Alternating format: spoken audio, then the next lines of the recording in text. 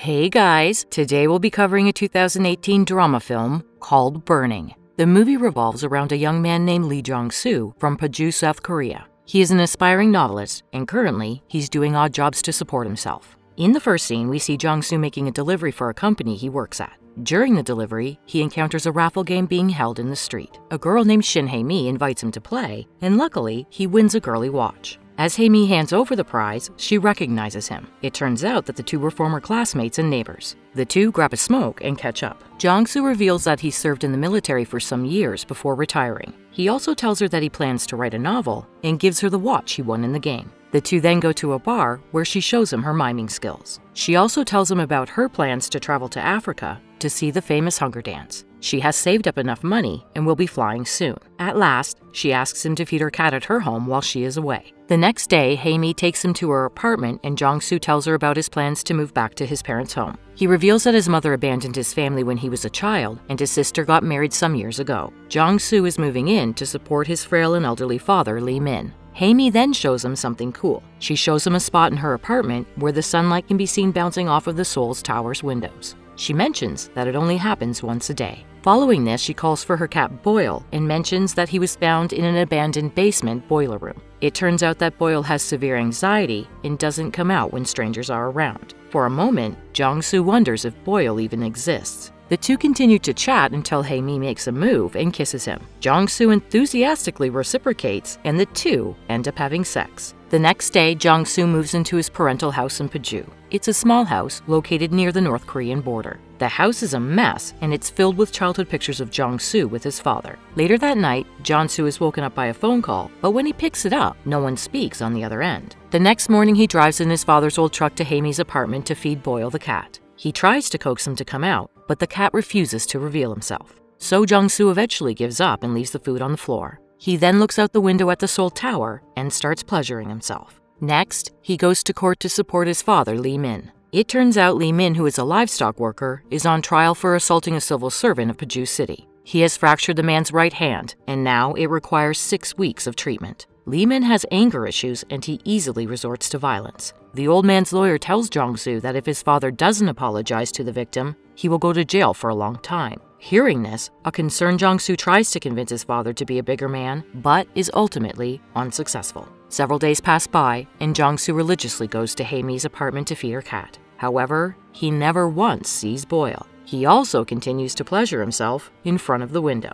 One day, he gets a call from Hae-mi informing him that she had been stuck in the Nairobi International Airport in Kenya because of a terrorist attack. She also mentions that she will return to Korea the following day at 4 p.m. The next day, Hae-mi arrives in Seoul with a Korean man named Ben. She reveals that she befriended him during the crisis at the Nairobi airport as they were the only Koreans there. It's evident that Ben and Hae-mi have become really close during their brief time together. This makes Jong-soo sad as he had started liking Hae-mi. Later, the three decide to go to a restaurant where Hae-mi tells Jong-soo about the sunset she saw in the Kalahari Desert. She says everyone there was with their partners and she felt lonely for the first time in her life. As the sun set, she got emotional and felt like vanishing just like the sun. To break the awkward silence, Ben comments that he is fascinated when he sees other people cry because he himself has not cried in years. Jong-soo then asks Ben about his work, but the latter gives a vague answer saying that he plays for a living. However, once again, no one speaks on the other end. The next day, Jong-soo creates a petition demanding the release of his father, Lee Min.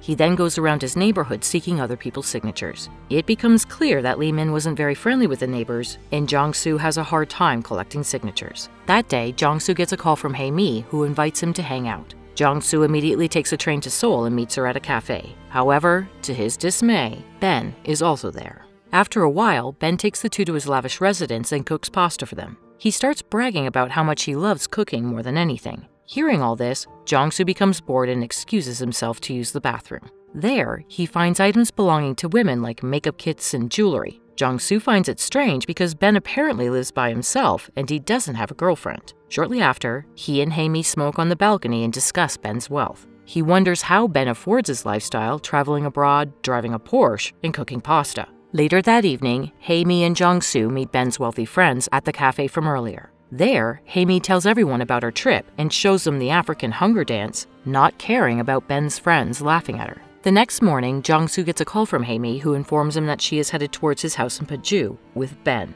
Caught off guard, Jong-soo quickly changes into decent clothes and cleans his house in order to welcome the guests. Hae-mi is happy to be back in her childhood village, and they enjoy the sunset with some wine and food. Later, the trio smoke a joint. A stoned Hae-mi starts giggling and dancing to a piece of music in her head. Soon she gets carried away and removes her top as the sun sets. Seemingly in a state of trance, she waves her hand in the air like the Great Hunger Dance and eventually starts crying. Worried, the two men quickly settle her to sleep and then sit down for a chat. Jong-soo shares that he hates his father because the old man has serious anger issues and it is about to land him in jail. He also reveals that his mother left the family because of his father's attitude. Meanwhile, Ben shares that he has a hobby of burning down other people's greenhouses every 2 months. He feels ecstatic as he watches it burn and disappear as if it never existed. Feels a low hum in his heart, a hum that shakes the very core of his soul. Knowing it's illegal, Jong-soo asks Ben if he doesn't worry about getting caught.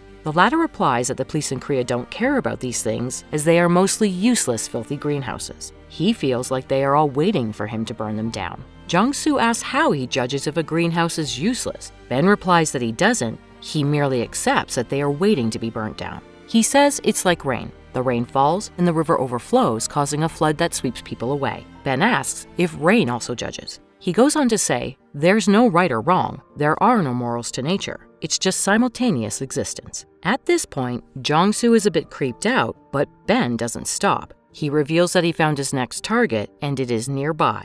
All of a sudden, Jong-soo changes the topic and reveals that he loves Hae-mi. Later, as the guests prepare to leave, Jong-soo talks to Hae-mi and chastises her for getting undressed in front of men so freely. This offends Hae-mi, and she leaves with Ben without uttering a word. The next day, an anxious Jong-soo drives to the greenhouse farms in his neighborhood, but doesn't find any traces of arson. He then calls Hae-mi, but she doesn't pick up. Clearly, she is still angry about the earlier incident. Several days later, Jong-soo decides to drive to her apartment. However, no one answers the door, so he asks the landlady to open the apartment, claiming that he needs to feed the cat. The landlady obliges, but she claims that Hae-mi doesn't have a cat because animals aren't allowed on her property. To Jong-soo's surprise, he finds Hae-mi's room empty and appears as if no one lives there. Seeing this, the landlady assumes that Hae-mi has left for another trip. However, Jong-soo gets worried and goes to her workplace. There, Hae-mi's co-workers tell him that she must have gone into hiding like many other people who cannot pay their debts. Jong-soo is still not satisfied with the answer and he confronts Ben at a restaurant while he is on a date with a woman. However, Ben denies having any knowledge about Hae-mi's whereabouts. He also reveals that he did burn a greenhouse. Jong-soo is weirded out and puzzled because he didn't hear about any greenhouses burning down in his neighborhood. Ben again starts talking about Hae-mi and reveals that during his last meeting with her, she was very sad and lonely. She also talked about Jong-soo, saying that he was the only man she trusted. Ben says that he has never been jealous of anyone in his life, but at that moment, he felt very jealous of Jong-soo. One day at his home in Paju, Jong-soo gets a call from his mother, much to his surprise. Jong-soo has always craved his mother's love, but sadly after living apart all these years, he no longer feels connected to her.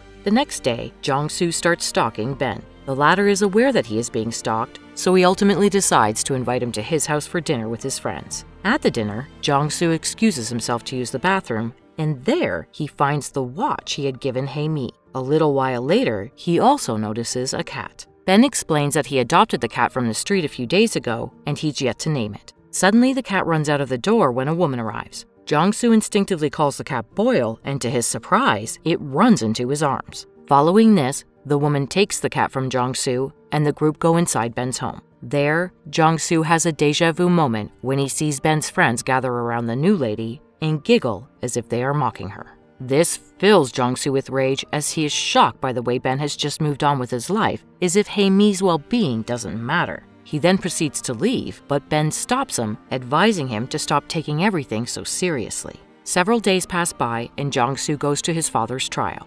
Unfortunately, the judge sentences Lee Min to 18 months in prison when the old man refuses to apologize to the victim. One day, Jong-soo calls Ben and asks him to meet him, claiming he is with Hae-mi. When Ben arrives, Jong-soo repeatedly stabs him to death. Strangely, Ben hugs his killer as he passes away. Jong-soo then grabs a lighter from his truck and takes off his clothes. He throws his clothes in Ben's car and lights it on fire along with his body. It turns out Ben was a serial killer, and when he said he likes burning down greenhouses to the ground, he meant women. He considers women who are nurturing and warm to be metaphorical greenhouses. This explains Ben revealing that he found the greenhouse he wanted to burn and that it was nearby when Hey Me was sleeping in the other room. He is finally at peace.